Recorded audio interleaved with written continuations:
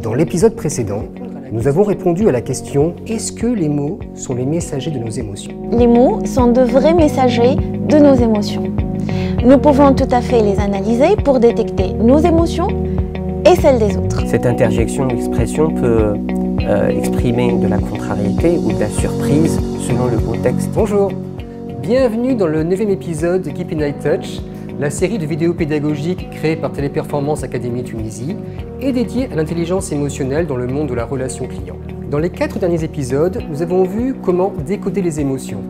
Dans les 2 suivants, nous allons voir comment exprimer ces émotions. Commençons par une histoire. Ce week-end, je me promenais avec mes enfants dans mon quartier et j'ai vu 2 enfants qui étaient en train de martyriser un chat. Les 2 mamans qui étaient pas loin sont approchées d'eux. La première a commencé à gronder son enfant. « C'est pas bien, c'est mal, tu ne devais pas faire ça ». Et la seconde s'est approchée de lui, tout doucement, et a commencé à lui parler et à lui poser des questions. « Tiens, qu'est-ce que tu ressentirais à la place du chat? À ton avis, qu'est-ce qu'il a ressenti?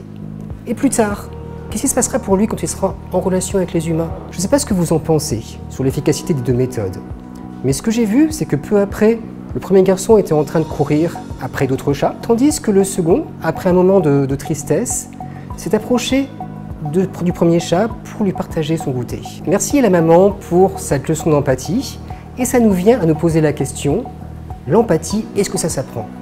Inès, qu'en penses-tu? Bonjour Olivier. La bonne nouvelle, c'est que nous pouvons tout à fait développer notre empathie. Mais avant de commencer, définissons d'abord ce que c'est que l'empathie.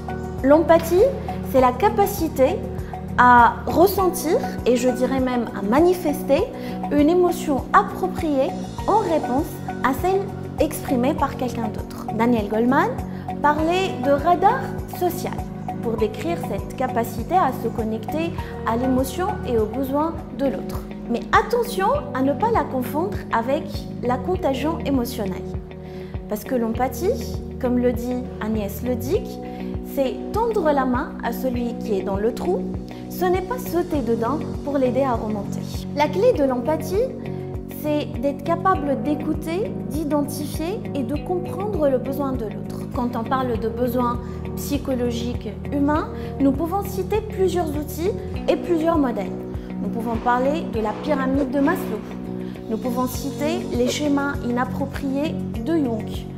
Dans le monde de la vente, nous pouvons même citer le modèle 5S. De toutes les manières, nous, ce que nous préférons vous dire, c'est que ce qui est important dans n'importe quelle interaction, c'est d'écouter, d'identifier et de manifester sa compréhension du besoin de l'autre. L'effet est découplé quand c'est associé à un conseil, à une proposition d'alternative ou de solution. Comme ça, la relation s'inscrit dans quelque chose de positif et de tout à fait constructif. Ainsi, quand je dis à mon client « Je vois là que vous avez besoin d'être assuré », je vous envoie donc un mail récapitulant noir sur blanc les termes de notre accord. Cette manifestation de l'empathie sera plus naturelle, convaincante et surtout plus crédible. Rim, notre invité du jour, va nous en parler plus. Bonjour Rim. Bonjour. Rim, nous avons mis en place chez Téléperformance depuis quelques mois l'Interaction Lab. Peux-tu nous dire ce que c'est en quelques mots? Il s'agit d'une équipe d'experts en relations clients. Ils analysent les interactions humaines entre le conseiller et son client. Au-delà du process et des réponses techniques, nous nous focalisons totalement sur le besoin du client final. L'objectif est de développer un standard élevé de qualité via des compétences humaines poussées qui permettent aux conseillers d'être à l'aise dans la gestion des différents contacts, même les plus challengeants. D'accord. Et quelle est la base de cette interaction humaine, selon toi, entre le conseiller et son client? Ce qui nous connecte tous, quelle que soit la nature de l'interaction, est sans aucun doute l'empathie. L'empathie qui est la base de la compréhension sociale. Comment l'Interaction Lab travaille-t-il sur l'empathie aujourd'hui? Tu sais, sur une des opérations que nous avons écoutées, nous nous sommes rendus compte que les conseillers avaient une confusion entre l'empathie et la courtoisie. Donc ils étaient polis, ils remerciaient leurs clients, ils s'excusaient auprès de leurs clients. mais ils n'allaient pas à la rencontre des émotions de leurs clients.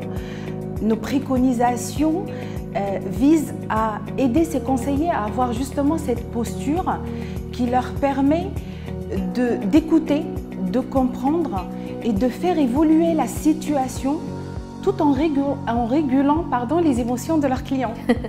D'accord. Et y a-t-il des pièges à l'empathie? Oui, et rien que la semaine dernière, j'ai eu un exemple. J'ai échangé avec une conseillère qui me parlait d'une interaction avec une cliente âgée.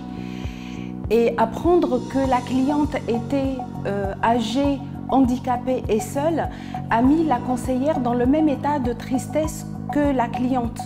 Cette perte de distance affective a fait en sorte que la conseillère perde sa lucidité au moment de la prise de décision. Ce manque de distance affective et la contagion émotionnelle, elle a un coût qui peut aller jusqu'à l'épuisement ou la perte d'efficacité. D'accord. L'exemple est justement tout à fait intéressant. On voit bien comment on passe de la zone d'empathie à la zone de la contagion émotionnelle. Tout à fait, Inès. Il faut que les conseillers conservent leur humanité, mais sans être impactés personnellement. Merci beaucoup, Jim, pour cet échange très intéressant. Je te remercie. Le plaisir est pour moi. À bientôt. À bientôt.